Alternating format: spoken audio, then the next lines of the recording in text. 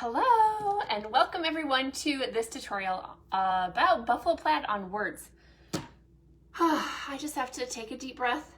I should not. This little area is upstairs in my house and I had to just run downstairs and grab my phone. So I'm a little winded. And sorry I was a couple minutes late. I know a lot of you are going to watch this on the replay because I did not give you too much notice. But when you have 10 people in the house all the time, 24/7, things get to be a little bit,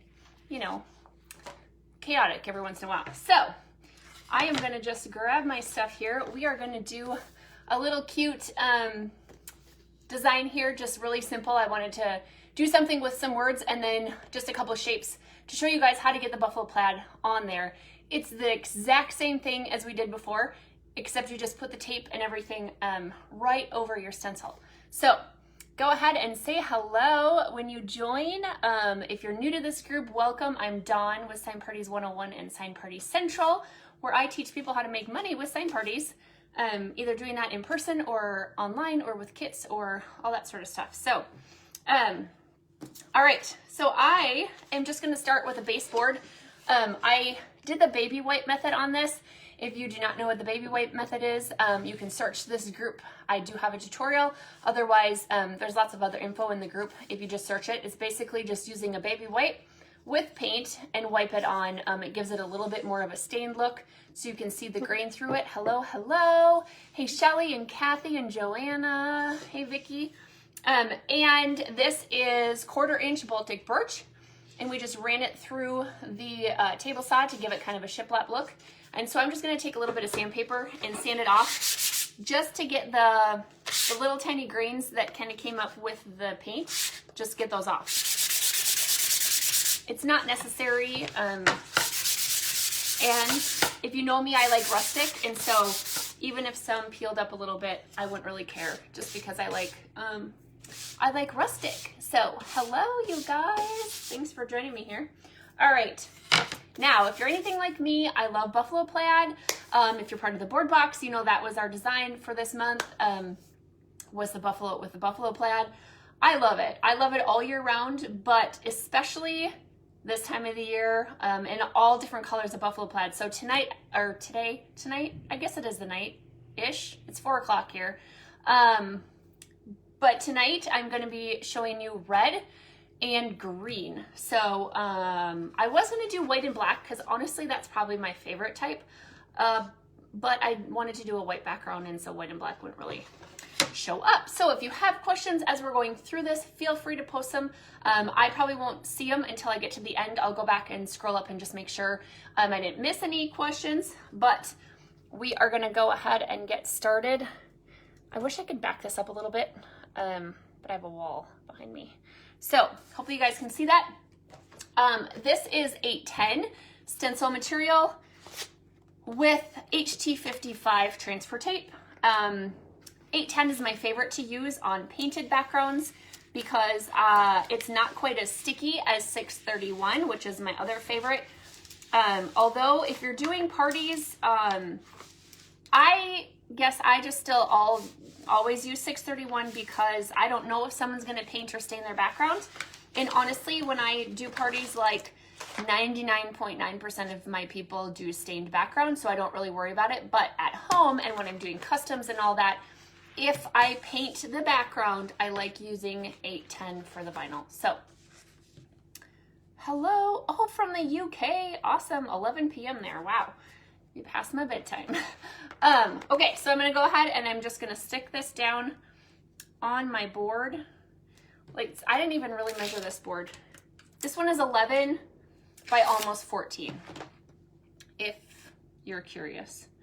Now, because I never measure, I'm just gonna eyeball it. If you're doing planked signs, and you haven't heard me say this before, you can always use the creases in your planks to measure or make sure that your stencil goes down straight. So if you're at parties and you get somebody that's like kind of worried about putting their stencil down straight, just run your finger through the line in the plank and just kind of like this. You see that? And then you can look at it based on where the word is and you can kind of make sure that it's straight or not. So there's a little tip. Because this is on a painted background, I'm not going to burnish it very well because I don't want it to stick super, super hard. So usually just a good little rub down is fine. And then, if I can get a corner peeled up here, there we go. You can just peel off your transfer tape, making sure everything stays down on your board. Ta-da, just like so. All right, so I'm just gonna go back over with my fingers, make sure everything is stuck down well.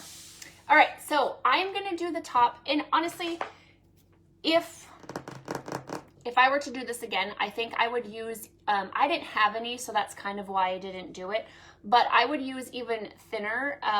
You can get thin, like 1/2 inch. I think this is 1 inch.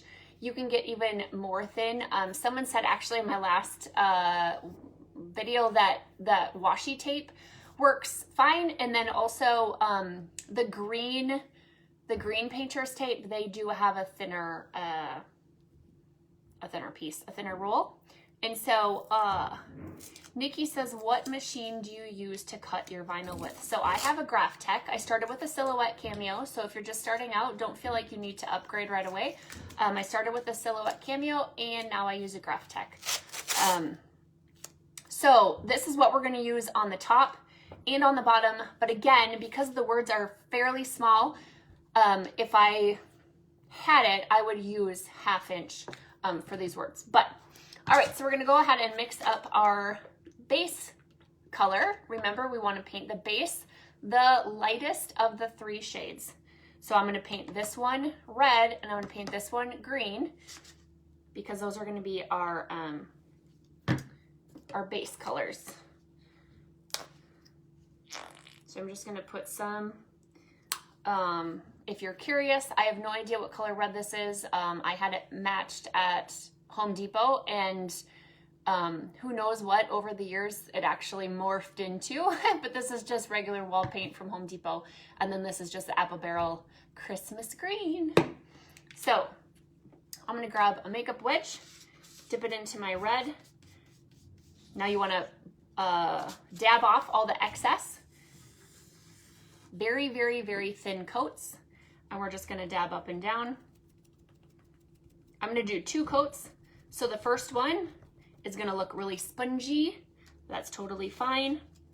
You want the first coat to just be nice and thin to minimize the risk, or minimize the chances that the paint is going to seep under your stencil. So we just want to dab up and down very lightly. And you guys, if you're doing it on stain and you accidentally get a bleed, a toothpick is one of the best ways to fix it. After your paint is dry, go back over it with a toothpick and just kind of erase it out. If you have a painted background, you can just touch up the paint. Or, with my favorite, just take some sandpaper and go right over it, and nobody will know the difference. All right, so I'm going to do the same with the trees. Your lightest color is going to be your first base. Remember, we want the light, the mixture of the light and the dark for your middle, and then a dark color for your very last one, which a lot of times is black, but doesn't have to be.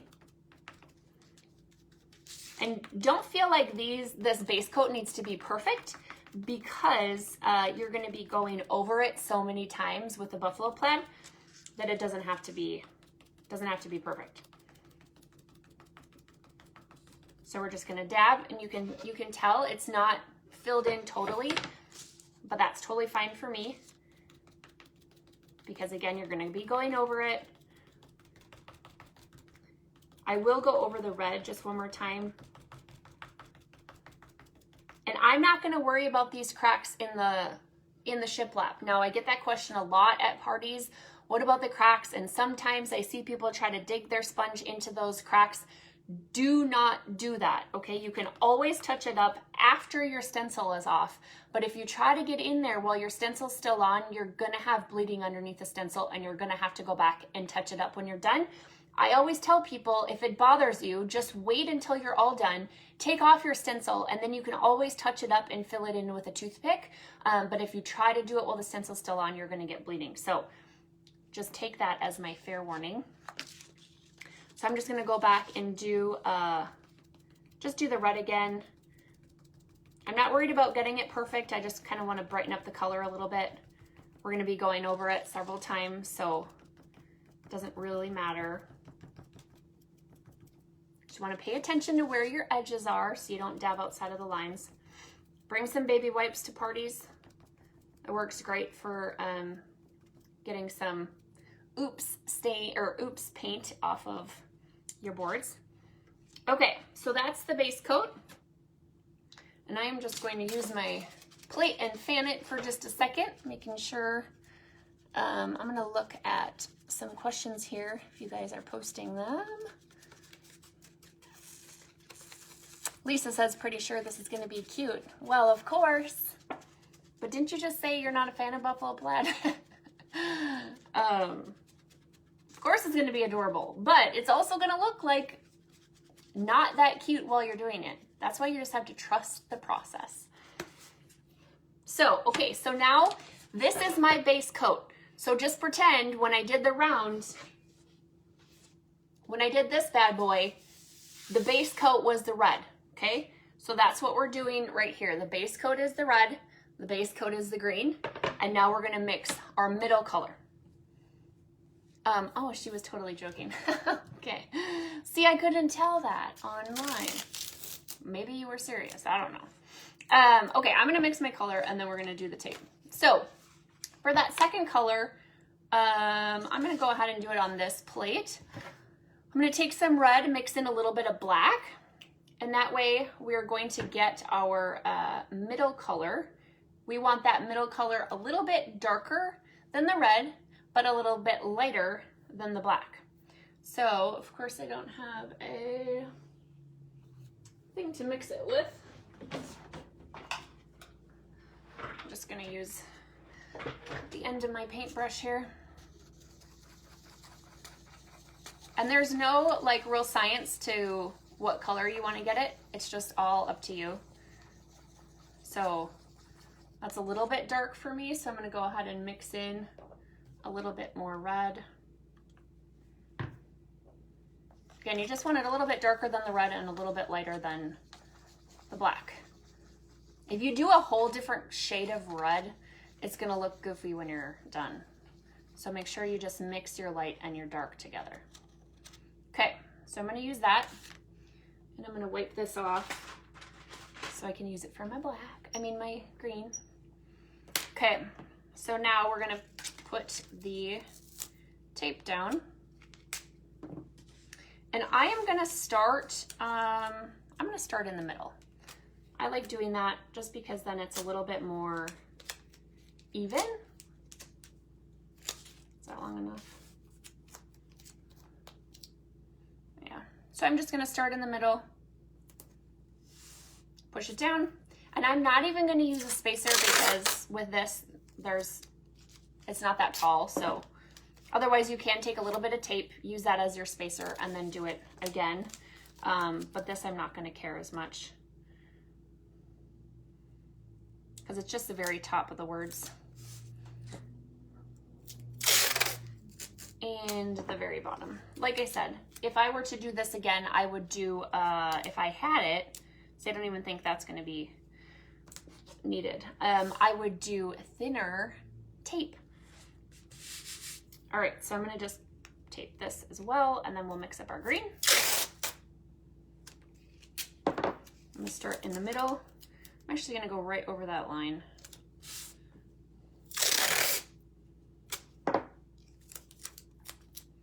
Go up about the same distance.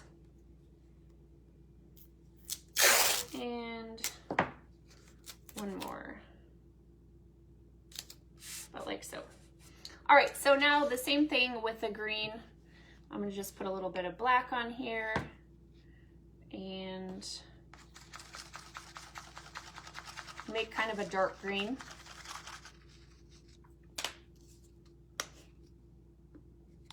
You want kind kind of enough so you don't have to mix again.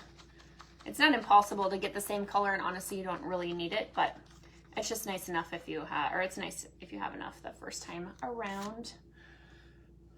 All right. So I am going to use my same sponge, and I'm going to get a little bit of dark red. So this is the second step. So we're just going to dab everything that's not covered in the tape.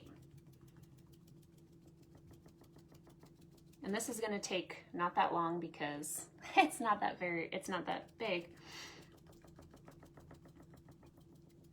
And we are done with that one. So now remember, the first step, we take the tape off. The second step is when we leave it on. So we're gonna just take this tape off and set it aside because we will need it again. I can get it here. And then now I will do the green. Use my same sponge, get some of the darker green, dab wherever you don't have tape. Dab, dab, dab. Someone says, what type of wood are you using and thickness? So I had mentioned that this was a 1/4 inch Baltic birch. And I just cut it on the table saw and gave it some faux shiplap lines. You can use whatever you want. This will work on anything. Okay, so we're just dabbing up and down. It does not take a lot of paint at all. So that's the middle color. We're gonna take these off. I told you guys I didn't have that painter's tape. I just had to improvise with this tape, so hopefully it works all right. Nothing like improvising live, right? All right, so that is the first step. Now with the second step, you want to do the exact same thing except the opposite direction. So if you went horizontal, you want to go vertical. If you went vertical, you want to go horizontal. So exact same thing except opposite. So maybe to save paint or tape, I'm gonna just do the whole board. So I'm just gonna let this green dry just a second, and then I'll do the tape right down the middle. So I literally use Dollar Tree masking tape and it works beautifully. Awesome. I think this is Dollar Tree tape, now that you say that, because I had ran out of something that I was using, and I think I got this just at the store quick. So good, hopefully it works well. You guys, did you see my post about nesting your shapes in silhouette? You guys, where has that been for the last, I was gonna say all my life, but basically all my life, all my laser life. Oh my word. If you did not see that post, go back and look. If you have a laser, yeah, I just cannot believe for the past, let's see, I've had my laser for 11 months. I did not know that, and I almost want to throw up when I think of all the hours that we have wasted nesting on our own and getting it, you can do it automatically with a little button in silhouette. So that was my new light bulb moment today that I found out. Actually, it was last night at midnight, so I was super excited. How do you create the faux shiplap lines? So there's a couple of different ways. One, if you have a laser, you can just score it. This was done on a table saw. So you just run it through the table saw. We did it on both sides because we were playing, but just so the edge of the blade just barely nicks it, and that'll give you a faux shiplap. Okay. Yeah, I should probably watch some tutorials from Glowforge because I seem to figure out everything the hard way. Okay, so I am just gonna go right down the middle of this tree. and use that as my center. So now I'm covering the red and the green at the same time with the tape, and I'm going to go over about the width of the tape, but I'm not going to measure because I don't. So we're going to repeat this all the way across the board. Now this is the tape that you're going to leave on. Oh, look at that. I just ripped it in half. So you're going to leave this on. So remember not to remove the tape. I think that's probably the number one mix-up when people do buffalo plaid, is that they forget to leave this tape on. And if you remove it, then it'll be all goofy. So, all right, got that side. And got that side. You guys, it was so like, I literally cannot believe that whole nesting thing. It just, I know like there was a place to do that, but I honestly never really thought about it until last night. I don't even know how I came across it, but I did, and I was like, mind blown. All right, so that is all we need for this step. And so now we're going to use the exact same colors, our middle colors, our mixed colors, for this step as well. So everywhere we don't see the tape, we are going to do this color. See what I mean about that base coat not having to be super perfect, because you're going to end up doing layers on top of it. So it's not going to matter. And this is what I mean, because it's layer after layer after layer. So who's already decorated for Christmas? I don't know that. I think we are getting our tree next. I think we're going to do it next weekend, which is probably sooner than we've ever done it before. But with after the move, I think my kids are ready to decorate already. But Thanksgiving is first. So we're going to celebrate Thanksgiving and my birthday next Tuesday. So watch out for some freebies or discounts or something coming next week. You have to do a little birthday special. All right, so again, I'm using that middle color, same as I did last step. But now with this step, we're leaving the tape on. And we are going to go and put the horizontal, I had to think of what direction it was, the horizontal tape back down in the exact same spot as we did it the first time. So remember, I started kind of right in the middle. You can kind of see where the lines are. Okay.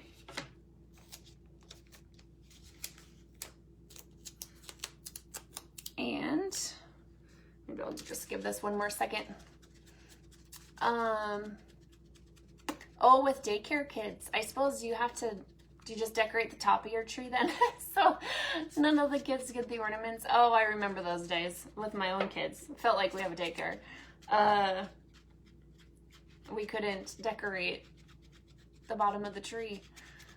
I always decorate on Black Friday. Oh, that's such a good day to do it. I feel like everybody else is out shopping and you can just stay home and decorate.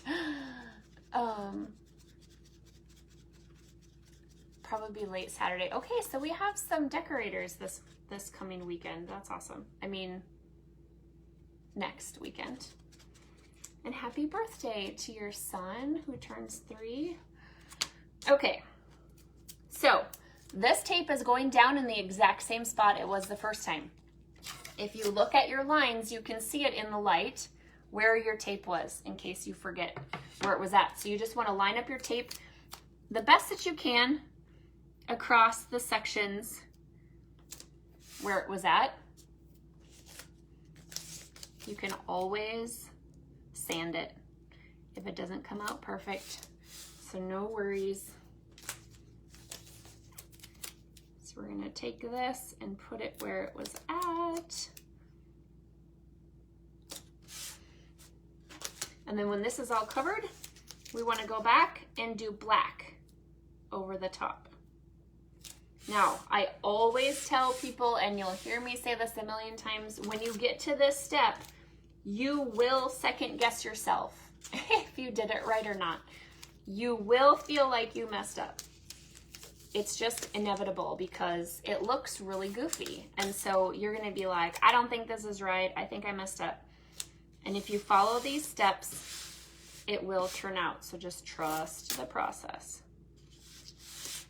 Okay, so that's how goofy it looks. Okay, you're gonna think like, I don't know, feel like I messed up, but you just watch. Okay, so this last step, we're just gonna use black. So I'm just gonna use my black that's on here. And I'm just gonna take a little bit of black, and then I'm gonna dab it in every square that is not taped up.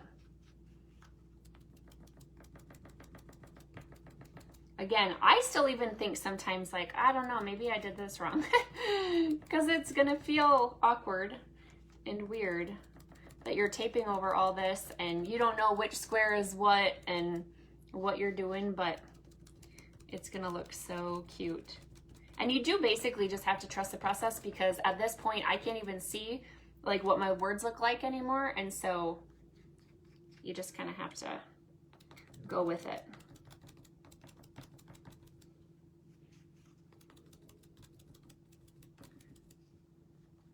I had Christmas music playing. Actually, my kids play Christmas music. They just turn it on in their room and then they turn it up loud enough that we can hear it everywhere in the house. And they've been doing that for the past like 3 or 4 days, and it's so nice. It's like so homey. I need to get some more black. I love it. But it does feel weird to not have any snow right now, because I'm used to Minnesota, and in Idaho down here we don't have any snow, which I am not complaining. That's why we left Minnesota. So, all right. Again, I can't even see really where my trees are, so I'm just dabbing in the squares that don't have any tape.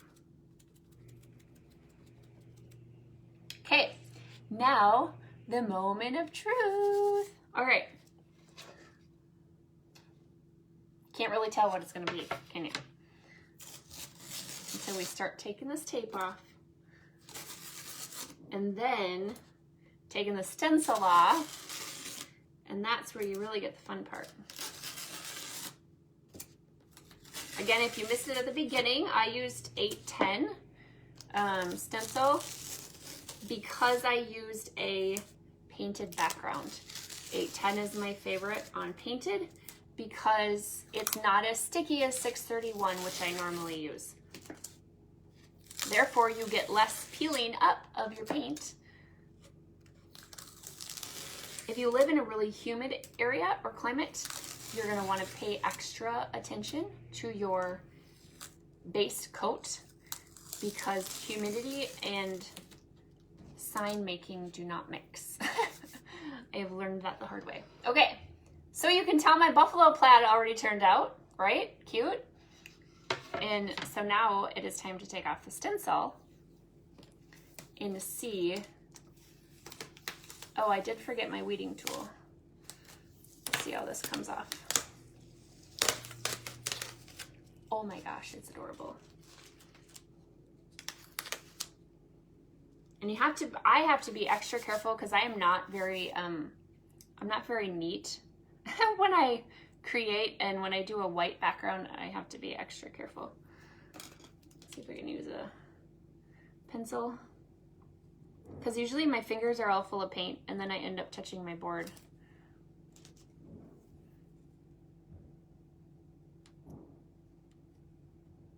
And I left my other one downstairs.